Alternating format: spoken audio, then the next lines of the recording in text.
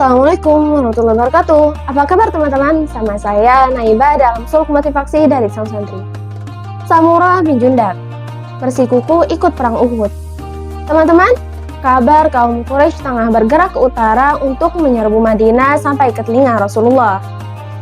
Kaum Quraisy ingin membalas kekalahan mereka dalam perang Badar. Rasulullah kemudian segera mengarahkan tentara.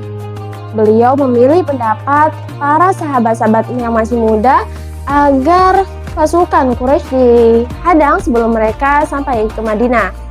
Dibanding pendapat sahabat-sahabat tua yang mengusulkan sebaiknya pasukan muslim tetap berada di Madinah untuk menahan serbuan kaum Quraisy. Pasukan sahabat telah kumpul dan bersiap berangkat. Seperti biasa, Nabi sendiri yang menjadi panglima. Di antara pasukan, beliau melihat Samurah, seorang bocah usia 10 atau 12 tahun memanggul senjata. Rasulullah tidak memperkenankan jika dalam pasukannya masih ada anak-anak. Apalagi Samurah seorang yatim. Sang ibu membawanya ke Madinah, lalu menikah dengan lelaki Ansor. Tak terpikir oleh Rasulullah ada anak-anak dalam peperangan. Berada di antara orang-orang Quraisy yang begitu ingin menghabisi kaum muslim, termasuk beliau. Rasulullah kemudian meminta Samurah keluar dari pasukan. Samurah pun melangkah lesu, sedih. Sejenak kemudian ia mendekati Rasulullah. "Mengapa engkau memperbolehkan ia bergabung?" kata Samurah seraya menunjuk seorang anak dalam barisan pasukan. "Sementara aku tidak, padahal aku lebih kuat daripada dia. Jika aku bertarung dengannya, maka aku pasti akan mengenang." Nabi menatap Samurah dengan lembut. Beliau kagum dengan kepercayaan diri Samurah yang luar biasa. "Baik, bertarunglah dengannya dan kalahkan dia," sabda Nabi. Dua bocah itu lalu memasang kuda-kuda, bersiap bertarung di hadapan Nabi. Para sahabat menyaksikan aksi dua bocah itu. Dua bocah tersebut membentuk pertahanan menggunakan pundak dan lutut. Masing-masing berusaha sekuat tenaga memagari diri dan menutup setiap serangan, sambil berusaha menyerang untuk membanting lawannya. Mereka cukup bersemangat memenangkan pertarungan itu dan menunjukkan siapa di antara keduanya yang paling kuat. Bagi Samurah, adu kekuatan itu sangat penting. Jika sampai kalah, sangat mungkin Nabi tidak menyertakannya dalam peperangan. Karena itu, Samurah mengerahkan seluruh tenaga sambil mengamati kekuatan lawannya. Lalu dengan satu serangan, ia mampu berhasil menjatuhkan lawannya dan menguncinya di tanah. Samurah memandang Nabi dengan tajam.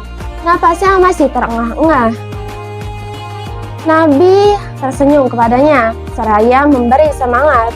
Beliau senang dan harus menepati janji. Samurah diizinkan bergabung dengan prajurit, membantu peperangan sekuat yang ia mampu.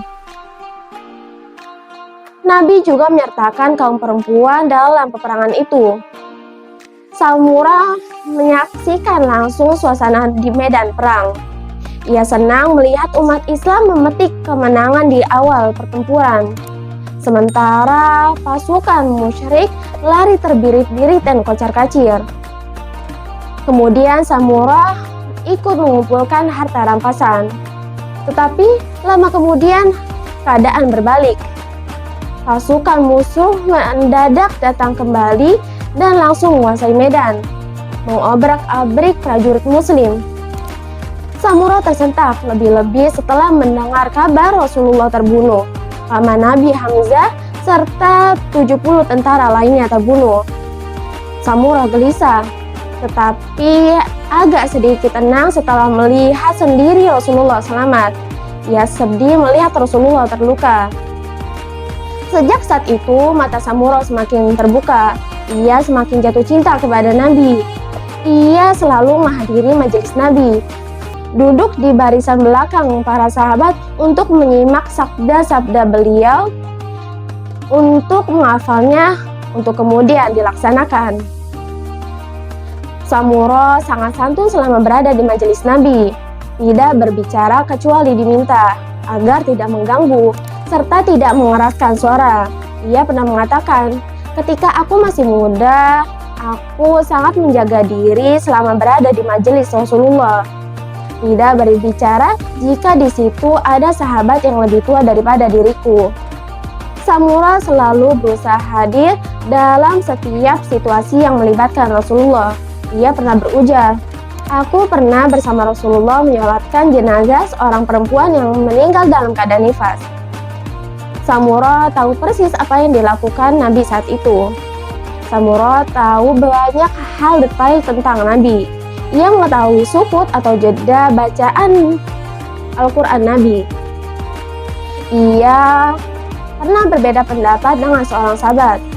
Ia berpegang pada pendapat yang ia ketahui dari Nabi. Ada 2 sukut yang aku ketahui dari Nabi, kata Samura.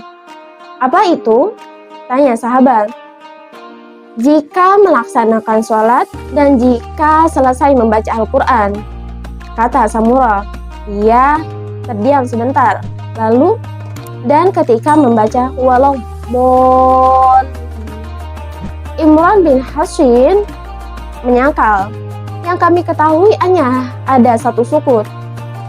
Perbedaan pendapat itu akhirnya disampaikan melalui sepucuk surat kepada Ubay bin Ka'ab, seorang sahabat yang diakui Nabi paling memahami Al-Quran.